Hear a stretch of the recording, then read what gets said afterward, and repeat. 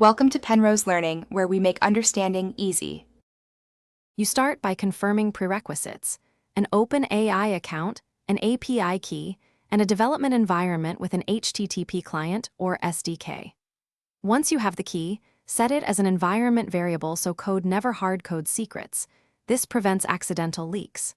Next, install the official SDK or a lightweight HTTP library and run a quick version check to ensure compatibility. Make sure your network allows outbound HTTPS.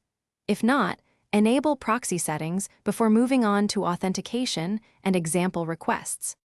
Now authenticate and exercise the API with a small request to validate access. Load the key from environment variables or a secrets manager to avoid embedding credentials. If you use the SDK, instantiate the client with that key. Otherwise, add an authorization, bearer header to your HTTP request. Send a minimal test call to a simple endpoint and check status code, response headers, and JSON body. Once the test returns a successful response, you can iterate on parameters, adjust timeouts, and add retry logic for robustness. Finish by hardening your integration. Add exponential retries, set sensible timeouts, and implement clear error handling so failures are graceful. Make sure to rotate keys regularly and limit key permissions where possible. Also enable usage alerts to avoid unexpected charges.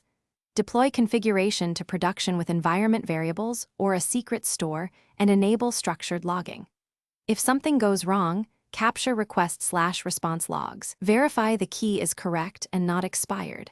And confirm outbound HTTPS is allowed through your firewall as the primary troubleshooting tip. Thanks for watching. If this was helpful, leave a like and consider subscribing. See you next time.